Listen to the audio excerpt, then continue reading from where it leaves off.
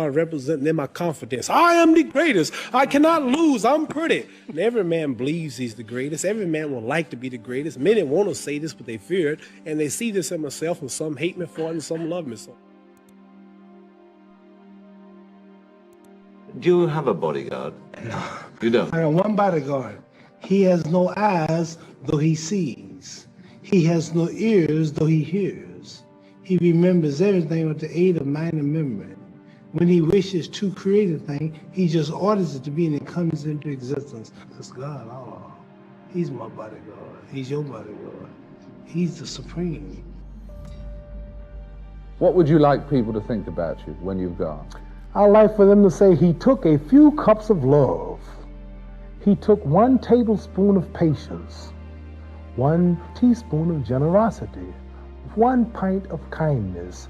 He took 1 quart of laughter, 1 pinch of concern, and then he mixed willingness with happiness. He added lots of faith, and he stirred it up well. Then he spread it over a span of a lifetime, and he served it to each and every deserving person he met.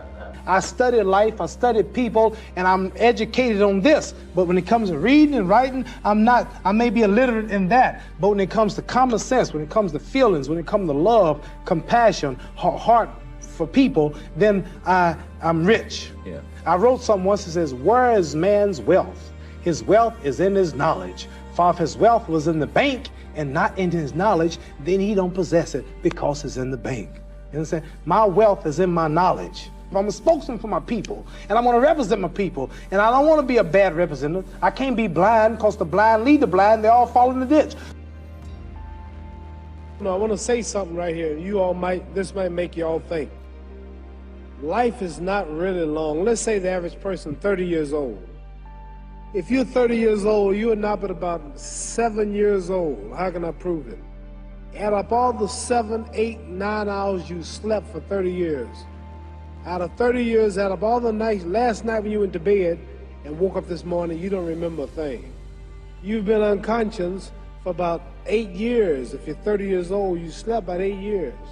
Okay, how much traveling have you done in 30 years? From the television station to home, to another country, to another city, to school, to church.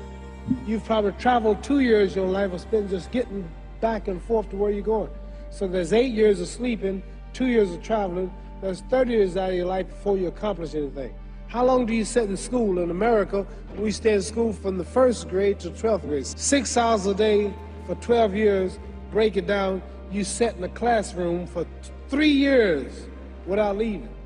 Okay, 2 years of traveling, 8 years of sleeping, 3 years of school. How many movies have you went to? How many wrestling matches? How much entertainment? How many movie theaters, live plays, baseball games? Probably 2 years of entertainment. So by the time a man, you older people know him, bear witness what I'm saying, by the time you have children, by the time you have made a way for your children, by the time you've paid for your home, you're pushing 60 years old. So life is real short. See, Ali, that's the only thing about Ali. When you were watching Ali get beaten up as an old man, even if that was a young kid, he's not going to quit. You got to kill him. He won't quit.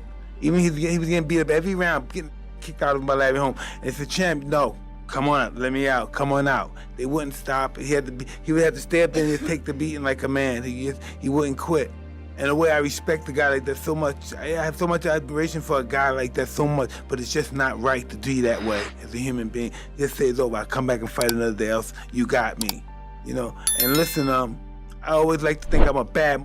I don't give a, but that's a part of Ali. That's where he overshines me, because I can't understand a man that's willing to just really die for this, you know. And I talk that, but he's the real thing. Why does it make you emotional? Is it talking about him or the relation to you? Me, Ali's a giant. There's no way other fighters can match him. He'll die for this shit. He'll die. I'm not gonna die for this. Everybody has a purpose in life. Everybody has a destiny. And the knowledge of that destiny enables one to fulfill it. See, so everything was put here for purpose. Ants, buzzards, trees, and it's the knowing of that purpose that enables every man to fulfill it. And life begins when a person realizes his purpose in life.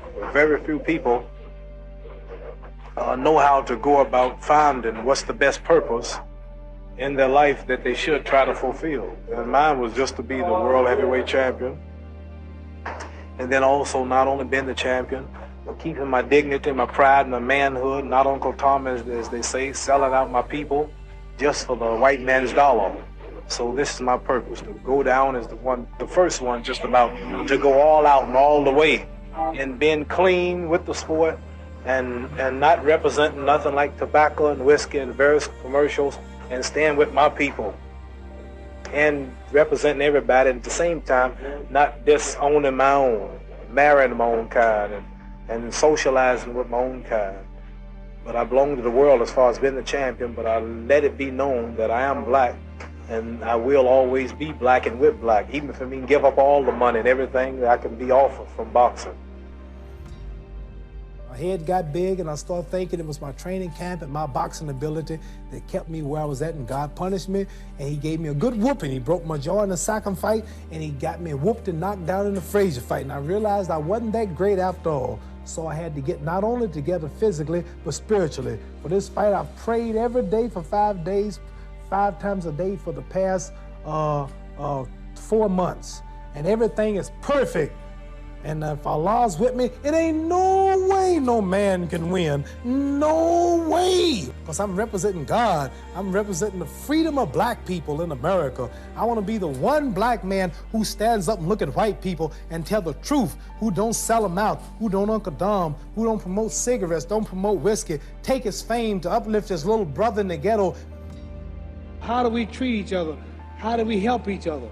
So, I'm gonna dedicate my life to using my name and popularity, helping charities, helping people, uniting people, bringing people bumming each other because of religious beliefs.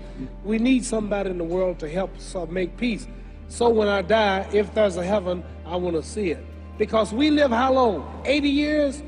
The odds are everybody in this room, some of you gonna be dead 20 years from now, some of you gonna be dead 50 years from now, some are going to be dead 30, and some are going to be dead 60, 70 years now. We all going to die soon. And if you live to be, say, 125 years old, which we don't do, right? Let's say we live to be 250, and you can have sex for 145 of those years. You're going to come to the end after that. So, we don't have but about 80 years on earth. This is a test to see where will we spend our life in heaven or hell. This is not the life now. Your real self is inside you. Your body gets old. Some of you go to look at the fridge, you don't have no teeth. Your hair is leaving you. Your bodies get tired. But your soul and your spirit never die. That's going to live forever. So your body is just housing your soul and spirit. So God is testing us on how we treat each other, how we live, to see where our real home be in heaven. So this physical stuff don't last for so long. So my car, this building is going to be here when the man who built it dead. There have been many kings and queens of England. They're all dead. After this one is gone, another one will come. So we don't stay here. We're just trustees. We don't own nothing. So what am I saying? The most important thing about life is what's going to happen when you die.